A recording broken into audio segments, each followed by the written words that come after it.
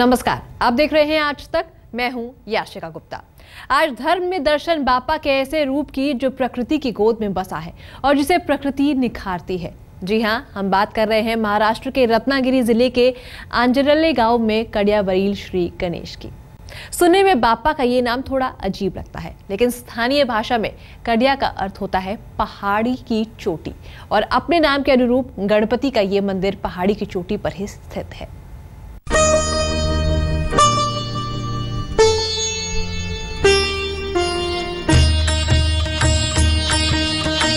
प्रथम तुला वंदितो कृपाळा, प्रथम तुला वंदितो कृपाळा, गजानना गणराया।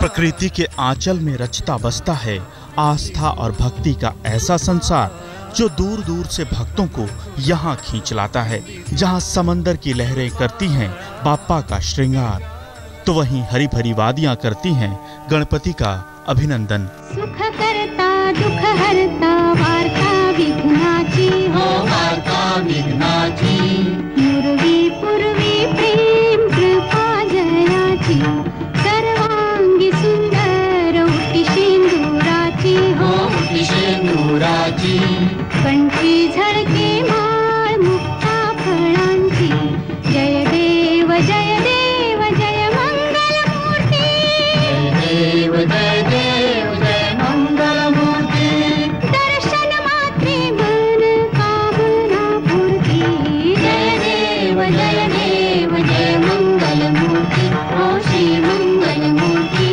दर्शन मात्रे मन कामना पूर्ती। धार्मिक महत्व की दृष्टि से देखा जाए तो महाराष्ट्र का अपना एक अलग इतिहास है और गणेश भक्ति में तो मानो महाराष्ट्र को साक्षात गणपति का ही आशीर्वाद प्राप्त है। अष्टविनायक की इस नगरी में कई अन्य धाम भी हैं जिनके प्रति भक्तों की आस्था अटूट है। बापा का एक ऐसा ही दरबार बसा है महाराष्ट्र के कोंकण क्षेत्र के रत्नागिरी जिले के आंजर्ले गांव में, जहां गणपति को पुकारा जाता है कड़ियावरील श्री गणेश के नाम से। स्थानीय भाषा में कड़िया का अर्थ होता है पहाड़ी की चोटी और अपने नाम के अनुरूप बापा का ये भव्य दरबार पहाड़ी की चोटी पर ही बसा हुआ है।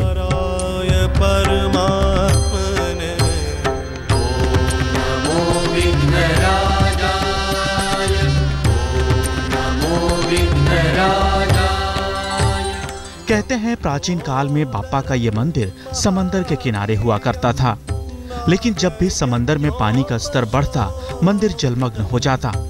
तब गांव वालों ने बापा की प्रतिमा को आंजर्ले गांव में पुनर्स्थापित किया। प्रतिमा को जब पहाड़ी पर ले जाया जा रहा था तब पहली बार प्रतिमा को जहां रखा गया वहां बापा का पहला छोटा सा मंदिर बनाया गया, जिसे गणपति चेपाउल कहा जाता है और जिसका अर्थ होता है गणपति के कदम। फिर 17वीं शताब्दी में मंदिर के व्यवस्थापक रामकृष्ण भट्टहरी को बापा ने सपने में दर्शन देकर मंदिर के पुनर्निर्माण की बात कही। आर्थिक हालत अच्छी न होने के कारण पेशवा राज के 2 साहूकारों की मदद से मंदिर का जीर्णोद्धार कर रामकृष्ण भट्टहरी बापा ने इस भव्य मंदिर का निर्माण करवाया। लेकिन कालांतर में वो पानी जो है वो आगे आगे बढ़ रहा था, तो इसलिए वो जलमय हो गया। इसलिए दृष्टांत हुआ यहाँ का एक निश्चुरे जो यहाँ के पुजारी थे, वेद पाठशाला थे आंजर्ला में, तो वो निश्चुरे थे। उनके एक दोस्त थे घाणेकर, जो यहाँ इस मंदिर के या गणेश जी के भक्त थे। उन्हें दृष्टांत हुआ कि मेरा मंदिर यहाँ अब प्रेजेंट में यहाँ है, यहाँ बनवा लीजिए। तो उस घाणेकर जी और रामकृष्ण भट्ट ये धारवाड़ से, इन दोनों की मदद से, जो आर्थिक मदद से ये मंदिर बनाया गया। मंदिर का इतिहास सदियों पुराना है और उतनी ही पुरानी श्री गणेश पर भक्तों की आस्था है। तभी तो सालों पुराने इस मंदिर का समय समय पर कई बार जीर्णोद्धार कराकर आज भी मंदिर को सुरक्षित रखा गया है। पूरा मंदिर 3 भागों में बटा हुआ है, गर्भागार, सभागार और दोनों हिस्सों को जोड़ने वाले अंतराल। साथ ही मंदिर में 2 गुप्त कमरे बनाए गए हैं, जिसमें बैठकर गांव वाले सालों से समंदर के रास्ते आने वाले जहाजों पर पैनी नजर रखा करते हैं। आंजर्ला गांव के बीच ये एक कड़ा है, कड़ा यानी डोंगर है, टेकड़ी है, इसलिए नाम हुआ है कड़ा। और कड़ावरला गणपति उसके ऊपर ये मंदिर स्थित है, इसलिए ये कड़ावरला गणपति है। ये पहाड़ी पर का गणपति है। कड़ियावरिल श्री गणेश की अद्भुत प्रतिमा में बापा की सूंड दाहिनी ओर है, जिसे सुख समृद्धि का प्रतीक माना जाता है।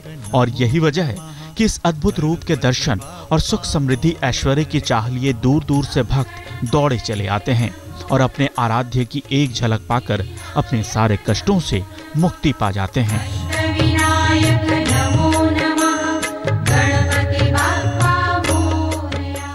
इस इलाके में ऊंची पहाड़ी पर है ये कड़ियावरसा गणेश यानी पहाड़ी का गणेश। भक्ति भाव का ये धार्मिक स्थल सदियों से संदेश दे रहा है कि मेहनत करने से ही फल की प्राप्ति होती है और ऊंचाइयों को छूने के लिए मेहनत के साथ साथ श्रद्धा, सबूरी और अपने कर्म पर दृढ़ विश्वास होना उतना ही जरूरी है। कैमरामैन गोपाल हरने के साथ पंकज खेलकर, आंजरले, रत्नागिरी, आज तक। आंजरले गांव के कड़कड़ में रची बसी है बापा के चमत्कार की कहानियां। कहीं पेड़ पर साक्षात बापा की उभरी हुई आकृति भक्तों को हैरान करती है, तो वहीं दूसरी ओर मंदिर के सामने तालाब में मौजूद कछुओं के दर्शन इस बात का सबूत होते हैं कि बापा ने अपने भक्तों की मुराद सुनी है। जय गणपति जय जय शिव नंदन, जय जय जन जन कलुष निकंदन, जय लंबोदर विघ्न विनाशन, जय सुमुख विज्ञान विकासन। 33 करोड़ देवी देवताओं में प्रथम पूज्य भगवान श्री गणेश, जिनकी कृपा दृष्टि हो तो भक्तों के जीवन से मिट जाता है दुखों का नामो निशान। विघ्नहर्ता के दरबार में आने भर से भक्तों के जीवन में बिखर जाते हैं खुशियों के अनगिनत रंग और अधूरी कामनाओं, सपनों को मिल जाता है लंबोदर का आशीर्वाद। जयति विकट जय जयति विनायक, जय सुरवंदित भाग्य विधायक। केवल भक्तों को ही नहीं बल्कि मंदिर के आसपास प्रकृति पर भी बरसती है गणपति की कृपा। तभी तो मंदिर के आसपास कण कण में दिखता है बापा का वास और दिखाई देती हैं चमत्कार की ढेरों कहानियां।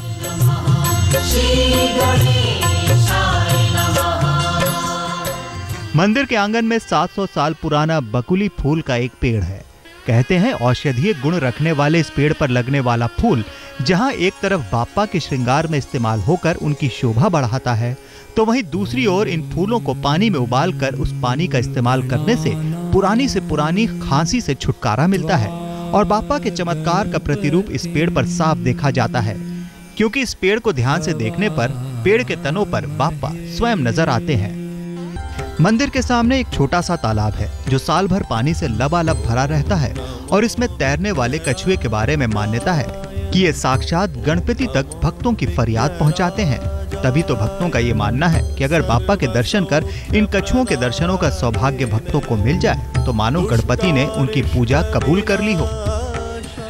गणपति के अन्य मंदिरों से अलग इस मंदिर में केवल एक बार पूजा का विधान है, जिसकी शुरुआत सुबह 6 बजे मंदिर के कपाट खुलने के साथ ही आरंभ हो जाती है। मंदिर के पुजारी बापा को स्नान कराकर उनका खूबसूरत श्रृंगार करते हैं और फिर उतारी जाती है उनकी आरती। जो भी भक्त इस आरती के गवाह बनते हैं वो हर चिंता, हर मुश्किल से हमेशा के लिए हो जाते हैं मुक्त। जय देव जय देव, जय जय जी गणराज विद्या सुखदाता, धन्य तुम्हारो दर्शन मेरा मन रमता। जय देव जय देव। मंदिर में बापा अपनी दोनों पत्नियों रिद्धि और सिद्धि संग देते हैं दर्शन और करते हैं भक्तों का कल्याण। भक्तों का मानना है कि यहाँ आने से गणपति सभी भक्तों की इच्छा पूरी कर देते हैं और यही वजह है कि बापा के भक्त उन्हें मनोकामनाओं के गणपति के नाम से भी पुकारते हैं। भाव भगति से कोई शरणागत आवे, संतति संपत्ति सब ही भरपूर पावे। ऐसे तुम महाराज मोह को अति भावे, गोसावी नंदन निच दिन गुण गावे। जय देव जय देव। मन का समाधान मिलता है, सभी खुशियाँ मिलती हैं। मेरी बेटियाँ यहाँ आकर बहुत पढ़ी हैं, यही के मैंने मांगा था मेरी बेटियाँ का शिक्षण एजुकेशन होना है, तो सब मेरी बेटियाँ अच्छी पढ़ी हुई, तीनों सीए है, चार्टर्ड अकाउंटेंट्स हैं। मेरा बेटा भी पढ़ रहा है, अभी इंटर सीए को है। माघ और चैत्र के महीने में यहाँ उत्सव का आयोजन होता है, जिसमें भाग लेने के लिए बड़ी संख्या में श्रद्धालुओं की भीड़ उमड़ती है। साथ ही चतुर्थी के दिन बाप्पा के दर्शन करने और उनका आशीर्वाद लेने की परंपरा भी यहाँ सदियों से चली आ रही है। सुंदर प्रकृति के बीच बना है ये भव्य गणेश मंदिर। मुराद पूरी करने वाले इस गणपति बाप्पा के दर्शन करने महाराष्ट्र ही नहीं, देश के विभिन्न इलाकों से भक्त यहाँ आते हैं। कैमरामैन गोपाल हरने के साथ पंकज खेलकर, अंजरले, रत्नागिरी, आज तक। गणपति की छोटी सी पूजा आपको दिला सकती है कुंडली दोषों से छुटकारा। शनि नहीं करेंगे कभी भी परेशान। तो चलिए रत्नागिरी, बाप्पा के एक और ऐसे दरबार में जहां सजता है आस्था का मेला और जहां पूजा से बाप्पा का आशीर्वाद तो मिलता ही है, साथ शनि मंगल जैसे ग्रहों के दोषों से भी मिल जाता है छुटकारा।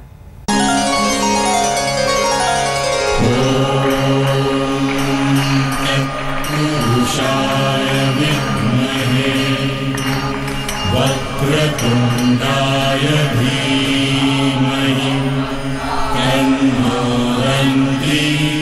कट जाएगी ग्रह दशा, शनि हो जाएंगे शांत, मंगल दोष नहीं करेगा परेशान। जब ले लेंगे गणपति पुले से वरदान। वक्रतुंडाय धीमहि।